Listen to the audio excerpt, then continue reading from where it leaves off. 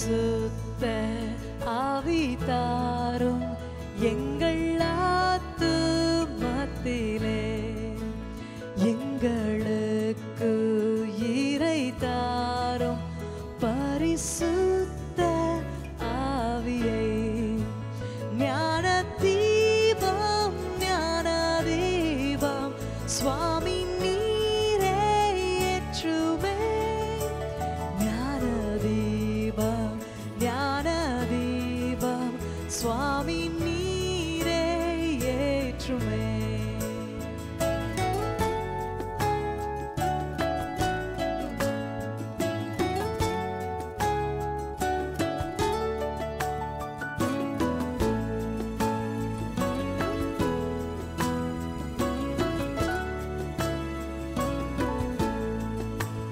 எங்கள் நெஞ்சில் நல்ல புத்தி தேவ பக்தி தோன்றவே, அதை நீர் குணப்படுத்தி தப்பு சிந்தையானதை மாற்றத்தாரும் மாற்றத்தாரும் வல்ல தேவ ஆவியை. மாற்றத்தாரும் மாற்றத்தாரும் வல்ல தேவ ஆவியை.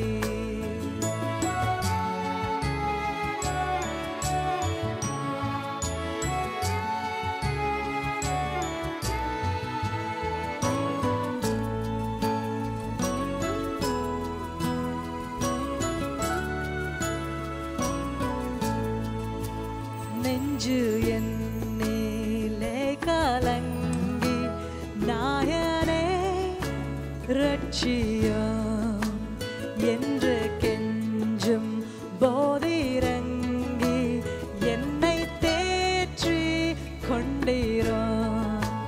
துன்பம் நீங்க நீர் சகாயராயிரும்.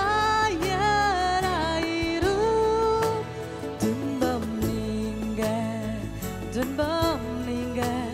நீர் சகாயராயிரும். துன்பம் நீங்க துன்பம் நீங்க துன்பம் நீங்க துன்பம் நீங்க நீர் சகாயராயிரும்.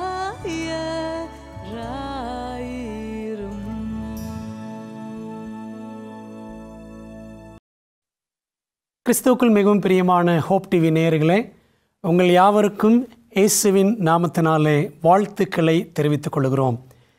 கர்த்தருடைய பெரிதான கிருபையினால் மீண்டும் ஆண்டவருடைய சத்தியங்களை படிப்பதற்கான இன்னொரு வாய்ப்பை தேவன் நமக்கு கொடுத்திருக்கிறார். இந்த வாய்ப்பு அருளப்பட்டிருப்பது ஆண்டவருடைய மகா பெரிய கிருபை. நாம் இன்னும் சத்தியத்தை அறிவதற்கும் சத்தியத்திலே வளர்வதற்கும் தேவன் அக்கறை உள்ளவராய் இருக்கிறார் என்பதுதான் இந்த வாய்ப்பினுடைய அர்த்தமாய் இருக்கிறது. ஆக இந்த நாட்களிலே ஆண்டவருடைய சத்தியங்களை மிகவும் கருத்தாய் உன்னிப்பாய் கேட்டு வருகிற, அதை மற்றவர்களோடு பகிர்ந்து வரக்கூடிய உங்களுக்காக கர்த்தரை நாங்கள் ஸ்தோத்திரிக்கிறோம். இந்த நாட்களிலே இன்னொரு முக்கியமான ஒரு தலைப்பின் கீழே நம் சத்தியங்களை படிக்க போகிறோம். இந்த தொடர் பாடங்களின் தலைப்பு என்னவென்றால் ஸ்டடீஸ் ஆன் நோவா, நோவாவை நோக்குவோம் என்ற தலைப்பின் கீழே நாம் ஆதியாமத்திலிருந்து இன்னும் வேதாமத்தின் பல இடங்களிலிருந்து நிறைய பாடங்களை நாம் கற்றுக்கொள்ள இருக்கிறோம். அந்த வரிசையில் இன்றைக்கு நாம் படிக்க போகிற முதல் தலைப்பு என்னவென்றால் நோவாவும் வம்ச வரலாறும். Noah and is history of generation. ஆதியாமத்தில் 6, 7 மற்றும் 8வது அதிகாரங்கள் நோவாவினுடைய ஜலப்பிரளயம் சம்பந்தமான காரியங்களை குறித்து நமக்கு பேசுகிறது. நோவாவின் கதை எல்லாருக்கும் நன்றாக தெரிந்த கதை. நோவா தாத்தா என்று நாம் சிறு பிள்ளைகளுக்கு நிறைய கதைகளை சொல்லியிருக்கிறோம். சாபத் ஸ்கூலில் அல்லது நாம் சிறு பிள்ளைகளாக வேறு சபைகளில் இருந்த பொழுது சண்டே ஸ்கூலில் அநேக கதைகளை நாம் கேட்டிருக்கலாம். இந்த நோவாவின் சம்பவம் வெறும் சிறு பிள்ளைகளுக்கான கதை என்று மட்டும் நாம் நினைத்து விடக்கூடாது. நோவாவின் சம்பவம், வரலாறு எல்லாமே கடைசி நாட்களிலே வாழக்கூடிய நமக்கு மிகவும் முக்கியமான பாடங்களை வைத்திருக்கிறது என்பதை நாம் மனதிலே கொள்ள வேண்டும். ஆதியாகமத்தில் நாம் 6, 7 மற்றும் 8வது அதிகாரங்களை படித்தோம் என்றால், இந்த 3 அதிகாரங்களில் தேவன் எப்படி பழைய உலகத்தை, அதை பூர்வ உலகம் என்று வேதாகமம் அழைக்கின்றது. பூர்வ உலகம், ஓல்டு வேர்ல்ட் என்று ஆங்கிலத்தில் அழைக்கப்படுகிறது. இந்த பூர்வ உலகத்தை தேவன் ஏன் அளித்தார்? அப்படி அளிப்பதற்கு அவர் பயன்படுத்தினது என்ன? ஜலப்பிரளயம். அந்த அழிவிலே தேவன் யார் யாரையெல்லாம் பாதுகாத்தார், எப்படி பாதுகாத்தார், அதற்காக தேவன் தம்முடைய ஞானத்தை எப்படியெல்லாம் விளங்க பண்ணினார் என்று நாம் இந்த ஆதியாகமத்தில் 6, 7, 8ஆம் அதிகாரங்களில் நாம் வாசிக்கலாம். நமக்கு தெரியும், தேவன் உலகத்தை படைத்தார். அந்த உலகம் படைக்கப்பட்டு மிகவும் பரிபூர்ணமாக கர்த்தருடைய கரங்களிலிருந்து வந்து அருமையாய் ஆதாமும் ஏவாளும் வாழ்ந்து வந்தார்கள். ஆனால் எத்தனை ஆண்டுகள் அவர்கள் ஏதேன் தோட்டத்தில் இருந்தார்கள் என்று நமக்கு தெரியாது. பாவம் நுழைந்தது. பாவம் நுழைந்தபடியினாலே அவர்கள் ஏதேன் தோட்டத்தை விட்டு வெளியே துரத்தப்பட்டார்கள். உலகம் பலுகி பெருகியது. ஆதாம் ஏவாள் மூலமாக ஜனத்திரள் பெருகினார்கள். அந்த வழியில் நோவா பிறந்தார் என்று நம்ம வேதாகமத்தில் வாசிக்கிறோம். ஆதியாகமத்தில் பாருங்கள், 5ஆம் அதிகாரத்தில் ஆதாம் என்று தொடங்கி 10வது நபராக, அதாவது 10வது தலைமுறையாக நாம் நோவாவை குறித்து வாசிக்கலாம்.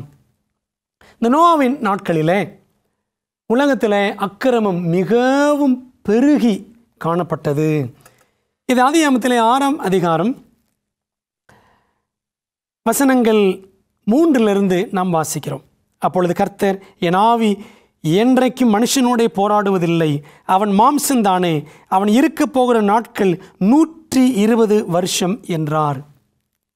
இன்னும் 120 ஆண்டுகள். தவணையின் காலம், கிருபையின் காலம் என்று தேவன் குறித்து வைத்து விட்டார். ஏன் என்று சொன்னால், ஜனங்கள் அக்கிரமத்திலே மூழ்கி இருந்தார்கள். பரிசுத்த ஆவியானவர் என்றென்றைக்கும் இனிமேல் மனிதர்களோடு போராடுவது இல்லை என்ற ஒரு முடிவுக்கு தேவன் வந்தார். காரணம் என்ன? 5ஆம் வசனத்தில் வாசிக்கிறோம், மனுஷனுடைய அக்கிரமம் பூமியிலே பெருகினது என்றும் அவன் இருதயத்தின் நினைவுகளின் தோற்றமெல்லாம் நித்தமும் பொல்லாததே என்றும் கர்த்தர் கண்டு தாம் பூமியிலே மனுஷனை உண்டாக்கினதற்காக கர்த்தர் மனஸ்தாபப்பட்டார். அது அவர் இருதயத்துக்கு விசனமாயிருந்தது என்று சொல்லி நாம் வாசிக்கிறோம். ஆண்டவர் மிகவும் வேதனைப்பட்டார். ஏன் மனிதனை நான் உண்டாக்கினேன்?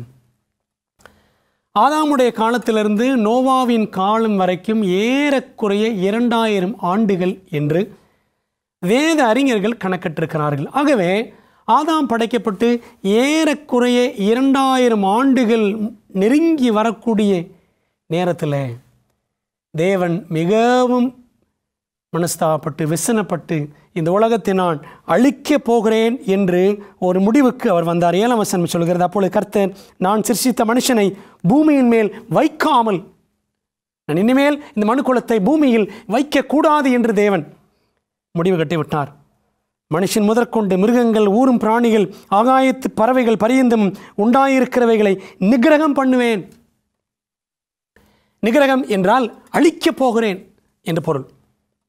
நான் அவர்கள் உண்டாக்கினது எனக்கு மனஸ்தாபமாக இருக்கிறது என்று பாருங்க. 2 தடவை இதே அதிகாரத்தில் 2 தடவை அவர் மனஸ்தாபப்பட்டதாக வாசிக்கிறோம்.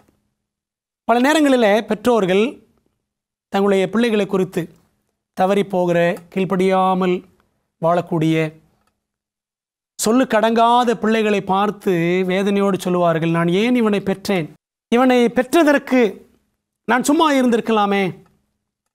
இவனை பெற்றதற்கு பதிலாக ஒரு ஆட்டுக்கல்லையோ ஒரு அம்மிக்கல்லையோ நான் பெற்றிருக்கலாமே என்று சொல்லி வேதனையோடு சொல்லுவார்கள். அன்பானவர்களே, ஆண்டவர் இங்கே பரம தகப்பனாக மனுகுலத்திற்கெல்லாம் தாயாய் இருக்கிற நம்முடைய தேவன் வேதனையோடு 2 தடவை அவர் மனஸ்தாபப்பட்டார் என்பதை நாம் இங்கே வாசிக்கிறோம். அன்பான கர்த்தருடைய பிள்ளைகளை, நாம் இந்த உலகத்தில் வாழ்ந்து நம்முடைய ஓட்டம் என்று முடியும் என்று நமக்கு தெரியாது. ஆனால் இடையிலே நாம் அவ்வப்பொழுது என்னுடைய வாழ்க்கை தேவனுக்கு பிரியமாக இருக்கிறதா? நான் ஆண்டவரை மனஸ்தாப்படுத்துகிறேனா? நான் இந்த உலகத்தில் வாழக்கூடிய வாழ்க்கை தேவனுக்கு சந்தோஷம் உண்டாக்குகிறதா அல்லது விசனம் உண்டாக்குகிறதா என்பதை நாம் சற்று சிந்திக்க வேண்டும்.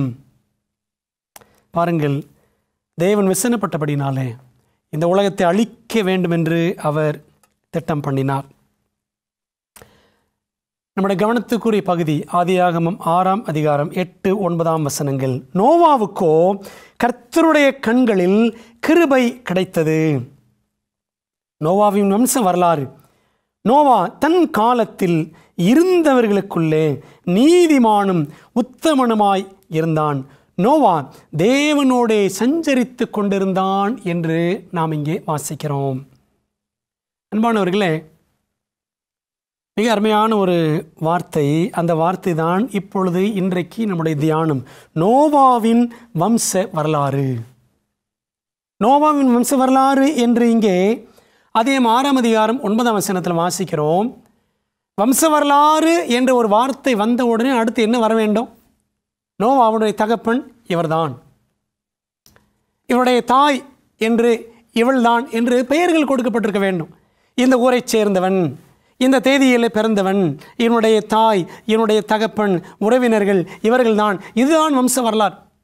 ஆனால் இங்கே பாருங்கள், அதிகாரம் 6ஆம் அதிகாரம் 9ஆம் வசனத்தில் நாம் வாசிக்கிறோம், நோவாவின் வம்ச வரலாறு என்று சொல்லிவிட்டு நோவா தன் காலத்தில் இருந்தவர்களுக்குள்ளே நீதிமானும் உத்தமனுமாயிருந்தான் என்று வாசிக்கிறோம். 5ஆம் அதிகாரம் படித்தால் அங்கே நாம் வாசிக்கலாம், நோவாவுடைய வம்ச வரலாறு குறித்து அங்கே சொல்லப்பட்டிருக்கிறது. அதிகாரம் 5, 28, 29 வசனங்கள். லாமேக்கு 182 வயதான போது ஒரு குமாரனை பெற்று கர்த்தர் சபித்த பூமியிலே நமக்கு உண்டான வேலையிலும் நம்முடைய கைகளின் பிரயாசத்திலும் இவன் நம்மை தேற்றுவான் என்று சொல்லி அவனுக்கு நோவா என்று பெயரிட்டான். நோவாவை குறித்து இங்குதான் சொல்லப்படுகிறது. லாமேக்கு என்ற தகப்பனுக்கு மகனாக பிறந்தவன் இந்த நோவா. அந்த இடத்துல பாருங்க, நோவா வம்ச வரலாறு என்று போடவில்லை. 5ஆம் அதிகாரம் 1ஆம் வசனம் படித்தால் ஆதாமின் வம்ச வரலாறு என்று இருக்கிறது. ஆனால் நோவா குறித்து படிக்கும் பொழுது அந்த அதிகாரத்தின் 5ஆம் அதிகாரத்தின் கடைசியில் நோவாவின் வம்ச வரலாறு என்று இல்லை. ஆனால் 6ஆம் அதிகாரம் 9ஆம் வசனத்தில் நோவாவின் வம்ச வரலாறு என்று சொல்லியிருக்கிறது. ஆனால் அவருடைய அப்பா குடும்ப விவரங்கள் எல்லாம் ஒன்றும் இல்லை. என்ன ஒரு முக்கிய பதிவை அங்கே ஆவியானவர் சொல்லி வைத்திருக்கிறார் என்றால், நோவா தன் காலத்திலே இருந்தவர்களுக்குள்ளே நீதிமானும் உத்தமனுமாயிருந்தான். அன்பான தேவனுடைய பிள்ளைகளே, இந்த குறிப்போடு இன்னொரு குறிப்பும் வருகிறது. நோவா தேவனோடு சஞ்சரித்து கொண்டிருந்தான்.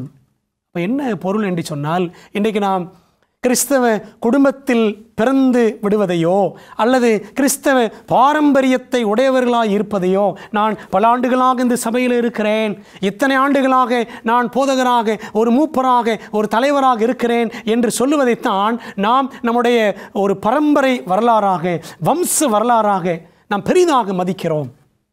ஆனால் இங்கே பரலோகம் எதிர்பார்க்கிற, நம்மிடத்தில் எதிர்பார்க்கிற ஒரு வம்ச வரலாறு என்னவென்று சொன்னால், கர்த்தருக்கு முன்பதாக நாம் உத்தமர்களும் நீதிமான்களாய் இருக்க வேண்டும்.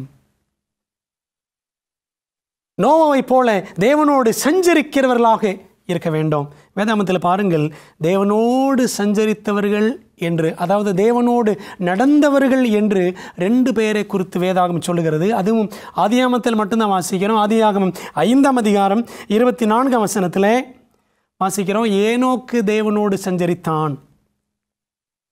அதாவது யார் என்றால், நோவாவனுடைய கொல்லு தாத்தா, புட்டன் என்று சொல்லலாம்.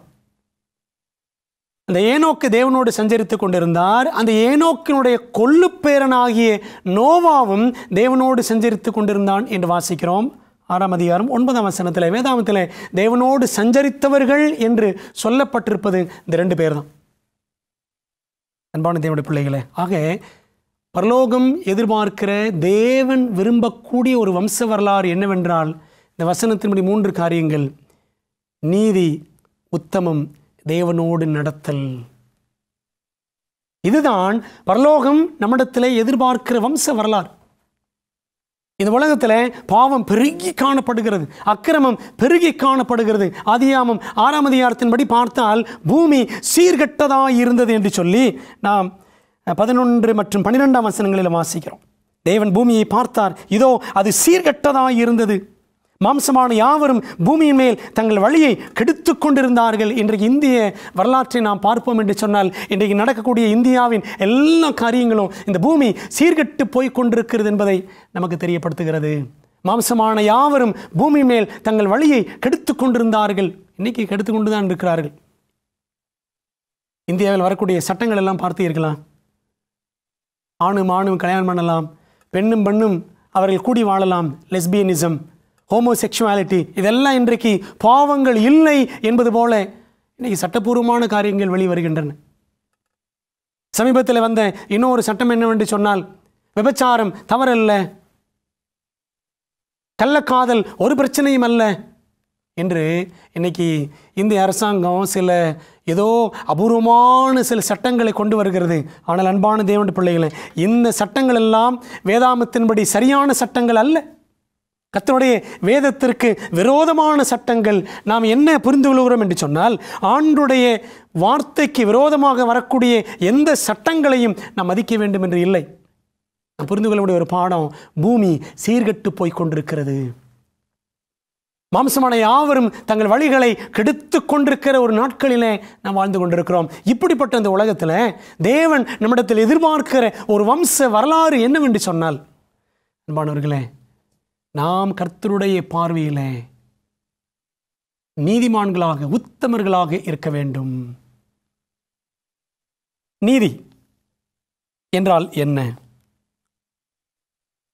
ரைச்சியஸ்னஸ் என்று ஆங்கிலத்தில் அது சொல்லப்படுகிறது. Righteousness is nothing but right doing. Elon white அம்மையார் அழகாக சொல்லுகிறார், நீதி என்பது சரியான காரியத்தை செய்வதாகும், நேர்மையான காரியங்களை செய்வதுதான் நீதி என்று கிரைஸ்ட்ஸ் ஆப்ஜெக்ட் லெசன்ஸ் என்ற புத்தகத்தில், இயேசுவின் ஓமைகள் என்ற புத்தகத்தில் அவர் எழுதுகிறார். நீதி என்பது சரியானதை செய்வது. சரியானது என்றால் என்ன? சங்கீதம் 119, 172 படித்து பாருங்கள். உம்முடைய கற்பனைகள் எல்லாம் நீதியாய் இருக்கிறது. ரோமர் 7ஆம் அதிகாரம் 12ஆம் வசனத்தை படித்து பாருங்கள். ஆண்டவருடைய கற்பனைகள் நீதி என்று அங்கே பவுல் சொல்லுகிறார். ஆக நீதியாய் வாழ்வது என்பது, நீதியை செய்வது என்பது என்னவென்றால், ஆண்டவருடைய கட்டளைகளின்படி வாழக்கூடிய ஒரு வாழ்க்கை. அதே 7ஆம் அதிகாரம் 1ஆம் வசனத்தில் வாசிக்கிறோம், கர்த்தர் நோவை நோக்கி, நீயும் உன் வீட்டார் அனைவரும் பேழைக்குள் பிரவேசியுங்கள், இந்த சந்ததியில் உன்னை எனக்கு முன்பாக நீதிமானாக கண்டேன். உன்னை எனக்கு முன்பாக நீதிமானாக கண்டேன். அன்பான தேவனுடைய பிள்ளைகளே, இந்த உலகம் கெட்டு போய் கொண்டிருக்கிறது. கர்த்தருடைய பார்வையில் நீங்கள் நீதிமானா? நான் நீதிமானா? ஆண்டவர் படி சொல்லக்கூடிய ஒரு வாழ்க்கை நம்மிடத்தில் இருக்கிறதா? இந்த நோவாவை ஆண்டவர் ஏன் நீதிமான் என்று சொன்னார் என்றால், 6ஆம் அதிகாரம் 22ஆம் வசனம் பாருங்கள். நோவா அப்படியே செய்தான். நோவா தனக்கு கட்டளையிட்டபடியெல்லாம் அவன் செய்து முடித்தான். ஆண்டோடைய கட்டளைகள் என்னவோ அவற்றை அப்படியே கடைபிடித்தவன் நோவா. அன்பான கர்த்தருடைய பிள்ளைகளே, அதனால தான் அவனை நீதிமான் என்று வேதம் சொல்லுகிறது. ஆண்டோடைய கட்டளைகள் எல்லாம் கடைபிடித்தது மட்டுமல்ல, இந்த நோவா ஆண்டோடைய கட்டளைகளின்படியே அவர் பிரசங்கித்தார் என்றும் நாம் வேதாகமத்தில் பார்க்கலாம். 2 பேதுரு 2ஆம் அதிகாரம் வசனம் 5 சொல்லுகிறது, பூர்வ உலகத்தையும் தப்ப விடாமல் நீதியை பிரசங்கித்தவனாகிய நோவா முதலான 8 பேரை காப்பாற்றி அவபக்தியுள்ளவர்கள் நிறைந்த உலகத்து மேல் ஜலப்பிரளயத்தை வரப்பண்ணினார் என்று வாசிக்கிறோம். நீதியை பிரசங்கித்தவன் Noah was a preacher of righteousness. சரியானதை செய்ய வேண்டும், ஆண்டோடைய கட்டளைகளின்படி நடக்க வேண்டும் என்று போதித்தவர் இந்த நோவா. வேதாம் சொல்லுகிறது, நீதியின் பாதையில் ஜீவன் உண்டு, அந்த பாதையில் மரணமில்லை என்று நீதிமொழிகள் 12:28 வாசிக்கிறோம். பாருங்க, இந்த நோவா நீதிமானாய் இருந்தபடினாலே, அவருடைய குடும்பம் நீதியின் பாதையிலே நடந்தபடினாலே அந்த குடும்பத்திற்கு மரணம் ஏற்படவில்லை, ஜீவன் உண்டு. அந்த குடும்பம் முழுவதும் ஆண்டவர் பாதுகாத்தார். அதே நீதிமொழிகள் 14ஆம் அதிகாரம் 34ஆம் வசனம் பாருங்கள், நீதி ஜனத்தை உயர்த்தும், பாவமோ எந்த ஜனத்துக்கும் இகழ்ச்சி. பாவம் செய்த பூர்வ உலகத்து ஜனங்கள் எல்லாரும் தண்ணீரிலே அமிழ்ந்து போனார்கள். நீதி ஜனத்தை உயர்த்தும். பார்த்தீர்களா, மழை பெய்தது, நோவாவின் குடும்பமோ அந்த தண்ணீரிலே அப்படியே உயர்ந்து வந்தது. பேழைக்குள்ளே இருந்த குடும்பம் உயர்ந்து உயர்ந்து காப்பாற்றப்பட்டது. அதே தண்ணீர் பாவிகளை அழித்தது. அதே தண்ணீர் நோவாவின் குடும்பம் காப்பாற்றப்படுவதற்கு உதவியாக இருந்தது. நீதி ஜனத்தை உயர்த்தும். இந்த உலகத்தில் நீங்களும் நானும் ஆண்டவருக்கு உண்மையாய் நீதியாய் வாழ்வோம் என்று சொன்னால் தேவன் நம்மை உயர்த்துவார், அவருடைய ராஜ்யத்திற்கு கொண்டு போய் சேர்ப்பார். நம்ம அதற்கு ஆயத்தப்படுகிறோமா? நீதிமொழிகள் 15 அதிகாரம் 9 சொல்லுகிறது, துன்மார்க்குடைய வழி கர்த்தருக்கு அருவருப்பானது, நீதியை பின்பற்றுகிறவனையோ அவர் நேசிக்கிறார். யார் நீதியை பின்பற்றுகிறார்களோ அவர்களை தேவன் நேசிக்கிறார். அதனால தான் அதிகம் 6:8 வாசிக்கிறோம், நோவாவுக்கோ கர்த்தருடைய கண்களில் கிருபை கிடைத்தது. கிருபைக்கு பாத்திரவனாக அந்த நோவா வாழ்ந்தார். அன்பானவர்களே, நாம் கிருபைக்கு பாத்திரவான்களாய் இந்த உலகத்தில் வாழ்கிறோமா? அல்லது பாவங்களிலே மூழ்கி இருக்கிற ஒரு வாழ்க்கையில் நாம் இருக்கிறோமா? சிந்தித்து செயல்பட வேண்டிய நாட்களில் நாம் இருக்கிறோம். வேதாமத்தில் பாருங்கள், லூக்கா 1 அதிகாரம் 5 மற்றும் 6 நாம் வாசித்தோம் என்றால் அங்கே எலிசபெத் சகரியா என்ற தம்பதியை குறித்து வாசிக்கிறோம். அவர்கள் இருவரும் கர்த்தரிட்ட சகல கற்பனைகளின்படியையும் நியமங்களின்படியையும் குற்றமற்றவர்களாய் நடந்து தேவனுக்கு முன்பாக நீதி உள்ளவர்களாய் இருந்தார்கள். ஆக யார் நீதிமான்கள் என்றால் ஆண்டோடைய கட்டளைகளின்படி நடக்கிறவர்கள் தான் நீதிமான்கள். கேட்டுக்கொண்டிருக்கிற தேவனுடைய பிள்ளைகளே, ஆண்டோடைய 10 கட்டளைகள் படி நீங்கள் நடக்கிறீர்களா? உங்கள் குடும்பம் நடக்கிறதா? உங்களை திருச்சபை நடக்கிறதா என்பதை அந்த 10 கட்டளைகளை எடுத்து ஒவ்வொரு கட்டளையாக வாசித்து பார்த்து நீங்கள் யோசித்து பாருங்கள். ஆண்டவர் இயேசு கிறிஸ்து சொல்லியிருக்கிறார், நீங்கள் இடத்தில் அன்பாயிருந்தால் என் கற்பனைகளை கைக்கொள்ளுங்கள். யோவான் 14:15 நாம் அதை வாசிக்கிறோம். எசேக்கியேல் 14 அதிகாரம் 14 மற்றும் 20 வாசித்து பாருங்கள். யோபு, நோவா, தானியேல் முதலானவர்கள் அதன் நடுவிலே, எருசலேமின் நடுவிலே இருந்தாலும் அவர்கள் தங்கள் நீதியினால் தங்கள் ஆத்துமாக்களை மாத்திரம் தப்புவிப்பார்கள் ஒழிய அவர்கள் தங்கள் குமாரரை ஆகிலும் தங்கள் குமார்த்தியாகிலும் தப்புவிப்பது இல்லை என்று வாசிக்கிறோம். அப்படியானால் நோவாவுடைய நீதியை குறித்து எசேக்கியேலும் சொல்லி வைத்திருக்கிறார். அதுதான் பரலோகம் புகழுகிற வம்ச வரலாறு. இன்னொரு காரியம் என்னவென்றால் உத்தமம். அவன் உத்தமனாய் இருந்தான். ஊத்ஸ் தேசத்திலே ஒரு உத்தமன் யோபு என்று வேதம் சொல்லுகிறது. உத்தமன் யார்? உத்தமன் என்று வேதாமத்திலே பாருங்கள். பிரசங்கி 7:8 வாசிக்கிறோம், பெருமை உள்ளவனை பார்க்கிலும் பொறுமை உள்ளவன் உத்தமன். எவ்வளவு பேர் நோவை பரிகசித்திருப்பார்கள். அவன் கிழவன், அவன் பைத்தியக்காரன் என்றெல்லாம் சொல்லியிருப்பார்கள். வயசான காலத்தில் இவன் பிரசங்கம் பண்ணுறான், இந்த உலகம் அழியுமா? ஆனால் இந்த பரியாசத்தின் மத்தியில் நோவா பொறுமையோடு இருந்தார். பொறுமை உள்ளவன் உத்தமன் என்று சாலமன் ஞானி எழுதுகிறார்.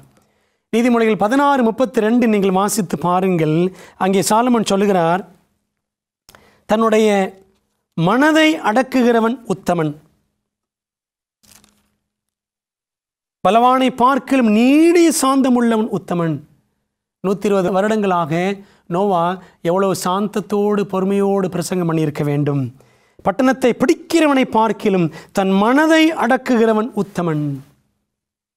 தன் மனதை அடக்கி, எல்லாரும் ஒருவேளை நோவை கோபமூட்ட முயற்சித்திருக்கலாம். சாந்தத்தோடும் பொறுமையோடும் அவர் தன்னுடைய உத்தமத்தை விளங்க பண்ணினார். 2 கொரிந்தியர் 10:18 வாசிக்கிறோம். அங்கே பவுல் சொல்லுகிறார், தன்னைத்தான் புகழுகிறவன் உத்தமன் அல்ல, கர்த்தரால் புகழப்படுகிறவனே உத்தமன். அதனால தான் ஆண்டவர் புகழ்ந்தார். உத்தமனும் நீதிமானுமாய் இருந்தான். தன் காலத்திலிருந்து ஜனங்களுக்குள்ளே எனக்கு முன்பாக உன்னை நான் நீதிமானாக கண்டேன் என்று ஆண்டவர் புகழ்ந்தார். எவ்வளோ பெரிய புகழ்ச்சி பார்த்தீங்களா தேவனுடைய பிள்ளைகளே? இதனால தான் எபிரேயர் 11 அதிகாரத்தில் விசுவாச அதிகாரத்திலும் கூட ஆண்டவர் ரொம்ப அழகாக இந்த நோவை குறித்து சொல்லி வைத்திருக்கிறார். எபிரேயர் 11:7 வாசிக்கிற, விசுவாசத்தினாலே நோவா தன் காலத்தில் காணாதவைகளை குறித்து தேவ எச்சரிப்பு பெற்று பயபக்தி உள்ளவனாகி தன் குடும்பத்தை ரட்சிப்பதற்கு பேழையை உண்டு பண்ணினான். அதனாலே அவன் உலகம் ஆக்கினைக்குள்ளானது என்று தீர்த்து விசுவாசத்தினால் உண்டாகும் நீதிக்கு சுதந்திரவாளியானான். நீதிக்கு சுதந்திரவாளி. அவன் விசுவாசித்தான். மழை பெய்யும் என்பதை ஆண்டவர் சொன்னார். ஆனால் அது வரைக்கும் நோவா மழையை பார்த்ததே கிடையாது. ஆனால் அவன் பார்த்திராவிட்டாலும், மழையை வெள்ளத்தை அவன் ருசித்திராவிட்டாலும் அப்படியே அவன் விசுவாசித்தான். அன்பானவர்களே, அதனால தான் விசுவாசத்தினால் உண்டாகும் நீதிக்கு அவன் சுதந்திரவாளி ஆனான் என்று வேதம் சொல்லுகிறது. அவன் தேவனோடு நெருங்கி நடந்தான். தேவ சித்தம் உணர்ந்து அவன் வாழ்ந்தான். தன் முழு குடும்பத்தையும் ரட்சிப்பதற்காக பிரயாசப்பட்டான். கேட்டுக்கொண்டிருக்கிற தேவனுடைய பிள்ளைகளே, இந்த உலகத்திற்கு அழிவு சீக்கிரமாய் சம்பவிக்க இருக்கிறது. இந்த உலகம் கெட்டுப்போய் கொண்டிருக்கிற இந்த நாட்களில் நம்முடைய குடும்பமாக நம் கர்த்தருக்கு முன்பதாக எப்படி இருக்க வேண்டும் என்பதை நாம் சிந்திக்க வேண்டும். வருகிற நாட்களில் நம்ம இன்னும் நோவை குறித்தும் குடும்பங்களை குறித்தும் அநேக பாடங்களை கற்றுக்கொள்ள இருக்கிறோம். ஒரு கேள்வியோடு முடிக்கலாம். அன்பான தேவ பிள்ளைகளே, நம்மை பற்றி பரலோகத்தில் என்ன வம்ச வரலாறு எழுதப்படும்? பரலோக புஸ்தகங்களில் என்ன குறித்து எழுதப்பட வேண்டும் என்று தேவன் தம்முடைய தூதர்களுக்கு கட்டளையிட்டால் அந்த தூதர்கள் உங்களை குறித்தும் என்னை குறித்தும் என்ன எழுதுவார்கள்? சிந்தித்து நாம் நம்மை அர்ப்பணிக்க வேண்டும். ஜெபம் செய்யலாமா? எங்கள் பரிசுத்தம் நிறைந்த நல்ல பிதாவே, உம்முடைய நாமத்திற்கு ஸ்தோத்திரம். நோவாவின் வம்ச வரலாறு என்ற தலைப்பில் நோவாவை குறித்த பாடங்களை நாங்கள் படிக்க தொடங்கி இருக்கிறோம். ஐயா ஆண்டவரே, இந்த உலகம் சீர்கெட்டு போய் கொண்டிருக்கிறது. ஆனால் பரலோகம் எதிர்பார்க்கிற ஒரு நீதி உள்ள, உத்தமமான, பயபக்தி உள்ள, ரட்சிப்புக்கு ஏதுவான ஒரு வாழ்க்கையை, தேவனோடு நெருங்கி சஞ்சரிக்கிற ஒரு வாழ்க்கையை நாங்கள் பெற்றுக்கொள்ள ஆண்டவரே ஆதாயப்படுத்திக் கொள்ள கர்த்தர் எங்களுக்கு அருள் செய்யும். செய்தி கேட்ட எல்லாரையும் ஆண்டவர் ஆசீர்வதித்து நம்முடைய வருகைக்கு ஆயத்தப்படுத்தும். இயேசுவின் நாமத்தில் ஜெபிக்கிறோம் நல்ல பிதாவே, ஆமென்.